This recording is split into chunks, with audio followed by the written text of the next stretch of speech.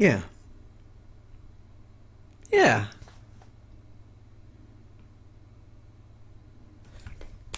Yes. On it.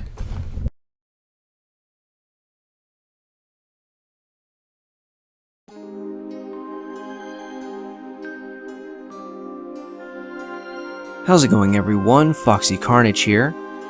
You know, I think it's no secret that the Game Boy Advance is one of my favorite handheld systems of all time. Making its debut in 2001, there have been tons upon tons upon tons of games released for this little thing, whether they be made from the ground up, remakes, or ports of already existing games. But sadly, because there were so many games released throughout its life cycle, there was a good chunk of the GBA's library that flew under the radar. So, even though this kind of thing has been done to death already, I'm just gonna go over a few games for the GBA that I personally think don't get enough attention. Bear in mind, these are not necessarily hidden gems, as I'm sure there are other videos on YouTube that have mentioned these games already. These are really just games for the system that I think are worth playing via emulation or otherwise. Hey, considering how ridiculously expensive these older school games tend to cost nowadays, I'd say you're just fine playing them any way you can. So, without further ado, let's get started.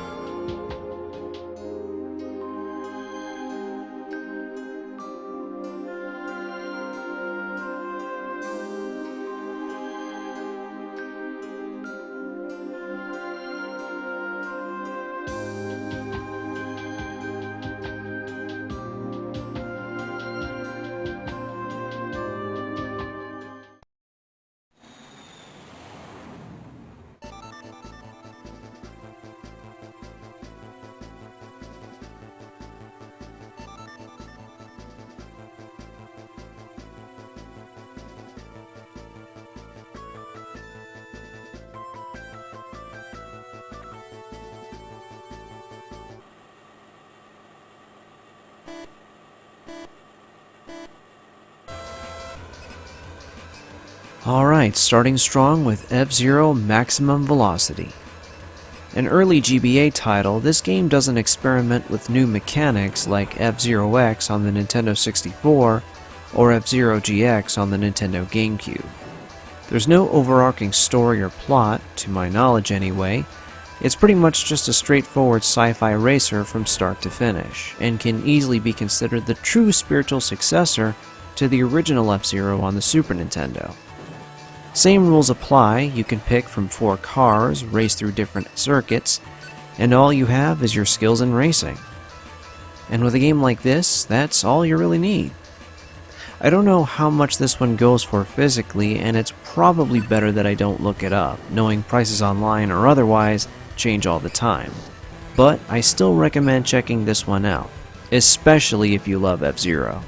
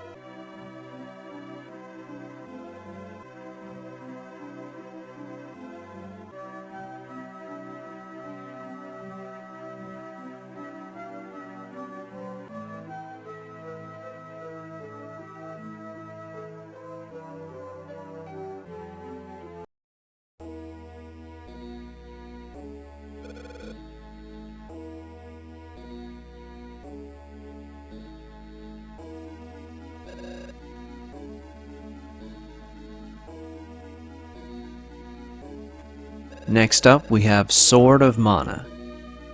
This is one of those times where I feel the remake is handled a lot better than the original. For those who don't know what I'm talking about, this 16-bit action RPG was released in 2003 as a remake of Final Fantasy Adventure on the original Game Boy. Only difference is that, from what I've seen, the writing is top-notch, the characters you play as and come across are great, and there's a much better emphasis on the story, giving much more detail on the important characters of the game and giving us, the audience, an insight on what's going on with them and why they end up in the predicament that they're in. Now, I know some people don't like this one nearly as much as its 8-bit counterpart, and it does kind of disappoint me that this version of the first Mana game was not included with the Mana collection for the Nintendo Switch, to finally celebrate the HD remake and localization of Seiken Densetsu 3 on the Super Famicom, or as it's called internationally now, Trials of Mana. But this game still rocks. Great story, great characters, fun gameplay, it's just overall a great game. Final Fantasy Adventure on the original Game Boy is the more accessible of the two, but I personally feel if you want to enjoy the first entry of the Mana series, go with Sword of Mana. Trust me, you won't regret it.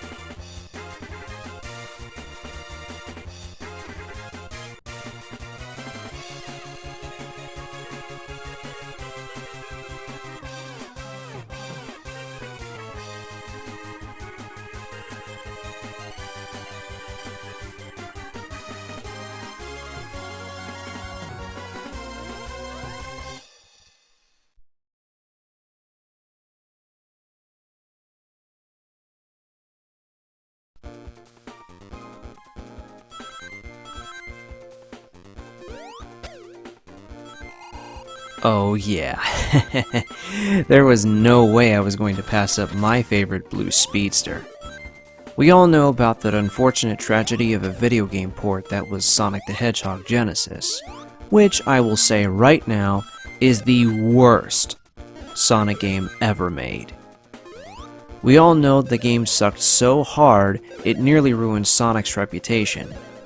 However, thanks to the likes of Sega's 2017 release, Sonic Mania, and the release of the 2020 live-action movie by Paramount, I think it's safe to say Sonic has made his way back on top, right where he belongs.